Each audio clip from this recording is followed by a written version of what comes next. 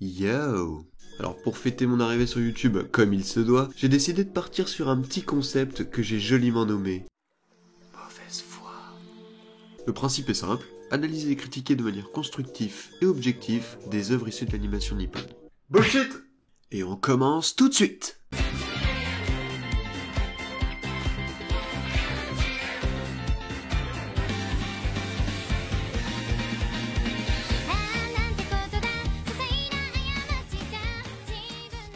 Et oui, vous le saviez avant même que l'on commence l'épisode, aujourd'hui on va parler de Death Note.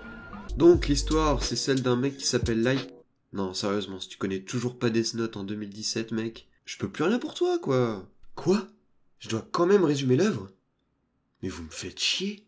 Ça raconte donc l'histoire d'un mec qui s'appelle Light. Sérieux les gars, Light? Lumière? Mais assumez votre délire jusqu'au bout et appelez-le Dynamo, merde! Ah là, ils m'ont énervé, là. Dynamo va alors... Light va alors tomber sur le... Death Note. Ou plutôt le... Death Note. va tomber sur Light, et ce cahier va lui octroyer le pouvoir de tuer n'importe quelle personne dont il aura écrit le nom dedans. Alors qu'il y en a encore qui débattent pour savoir qui de Saitama ou Goku est le plus fort, la réponse est pour moi bien évidemment... Bref, va s'en suivre sa rencontre avec Ryuk, un dieu de la mort. Et ça a pas l'air de le choquer plus que ça, hein. Oh! Salut, ça farte.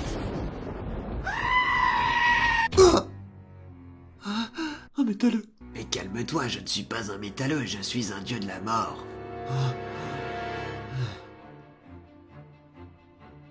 Un dieu de la mort, c'est vrai? Ah putain, tu m'as fait peur. Bah vas-y, mets-toi bien. Notre héros va de ce fait pouvoir se mettre à éradiquer les criminels un par un grâce à son nouveau joujou. Heureusement que l'intrigue se déroule pas à une autre époque.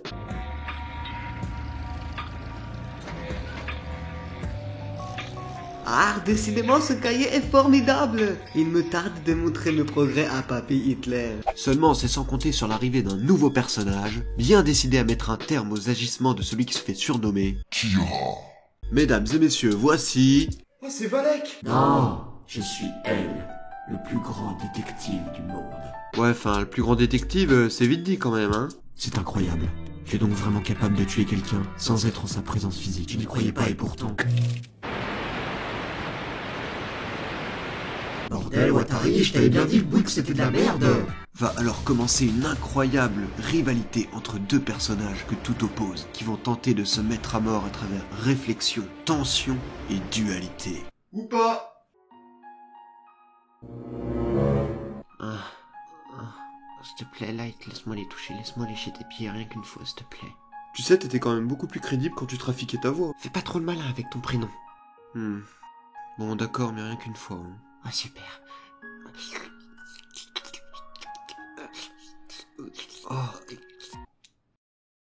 Oh, quand même. Ce n'est pas parce que cette scène a uniquement pour but de nous faire passer pour un couple yaoi que tu peux te permettre de baver sur mon corps. Ah, je suis désolé, Light. Et voilà, il est tout propre maintenant. Non, si on passait aux choses sérieuses et qu'on allait vers les cuisses. Quoi? Lâche cette Allez, ceinture. s'il te plaît. Malheureusement, leurs batifolages s'arrêteront là. Mais l'un d'entre eux va mourir.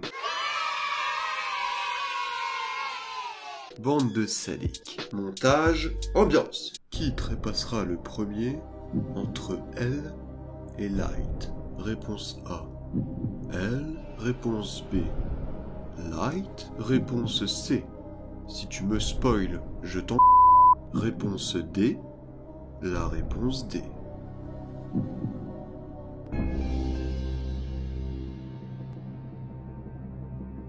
Et c'est malheureusement perdu. Et si vous aussi vous venez de vous faire spoiler parce que vous avez préféré regarder cette vidéo plutôt que de lire le manga qui fête maintenant ses 13 ans, quand même, tout n'est pas perdu. Vous pouvez toujours me faire savoir votre dégoût en commentaire en écrivant Mets un pouce bleu si toi aussi tu t'es fait avoir par cette biatch. Putain. Elle va donc mourir d'une manière on ne peut plus classique. Watari, j'ai un problème sur mon... Sous le regard impuissant de son rival. Ah bah non, il s'en bat les couilles en fait. Il a même un regard Je vais t'élargir le rectum. En Enfin bref, son heure de gloire ne sera malheureusement que de courte durée, puisque les successeurs de elle, Nier et Mélo, j'ai dit, vont se mettre à sa poursuite. Cependant, avec l'aide de son nouveau disciple, Mikami, un mec qui au passage prend son job très à cœur. En fait, le principe est très simple. Les personnes dont le nom auront été écrit dedans mourront. Écrire, c'est pour les faibles.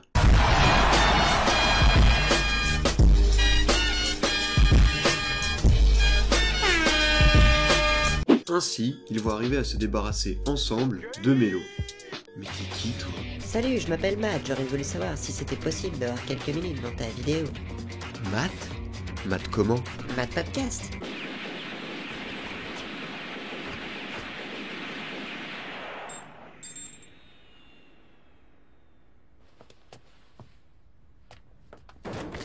Pouh, merci les gars. J'en étais où, moi? Ah oui. Après s'être donc débarrassé du stéréotype nazi du manga, l'affrontement final opposant Kira et Nier va pouvoir commencer. Dans une arène des plus... What? Nani Sole? C'est un entrepôt appelé Yellow Box. Disons qu'on m'a quand même habitué à mieux comme endroit pour un combat final. Attendez, il y a quelqu'un derrière cette porte. Je suis pas discret. A few moments later. 30 secondes. 31. 32. 33. 34. 35. 36. 37.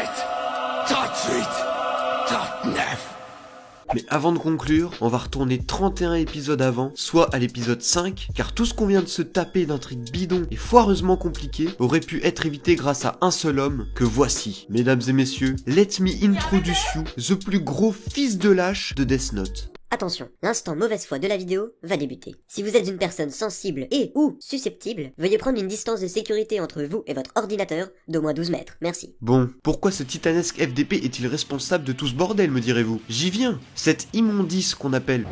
Repenber. Bon, déjà, quand on porte un nom aussi foireux que ça, on s'étonne pas de clamser sur les quais de la RATP, connard. Ensuite, parce que là, on n'est pas près d'avoir fini, mon gars. Primo, quand on travaille chez le motherfucking FBI, qu'on prend en filature un lycéen, et qu'on se rappelle même plus de sa voix quand il nous prend en otage, façon vol Air France 8969...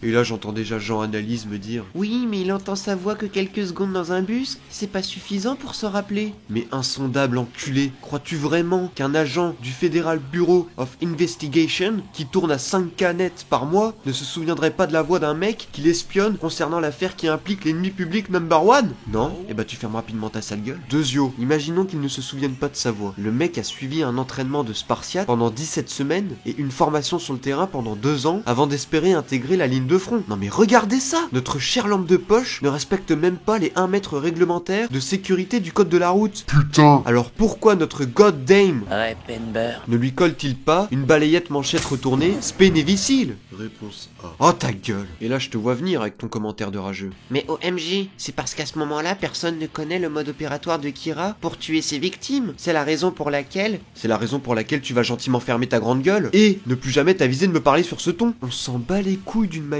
cosmique qu'il en sache quelque chose. Il est en présence du mec considéré comme le plus dangereux du monde. Alors il peut bien tenter un truc pour le maîtriser, même s'il doit y laisser la vie, j'en ai rien à foutre. Mais non, vu son niveau de tafiole over 9000, ce roi des boulets ne fera rien. Et pire, il ira même jusqu'à mettre à mort tous ses collègues, le mec. Je vais même pas parler de sa fiancée parce que je pourrais lui consacrer un épisode entier à cette connasse. Une bonne dose de mauvaise foi. Ça fait toujours du bien par où ça passe. Alors ce climax, ça donne quoi? Et voilà, c'est moi qui ai gagné. Bah c'est pas fameux hein. Après cette fête démasquée, Light tente de s'en sortir avec une argumentation qu'on pourrait résumer par « Non mais en fait c'était une blague !» Pour finir par se faire atomiser la gueule, façon Jinro Brigade des Loups, par la plus grosse victime du manga. Mais il en faut plus pour arrêter notre héros, car il réussit à s'enfuir pour malheureusement...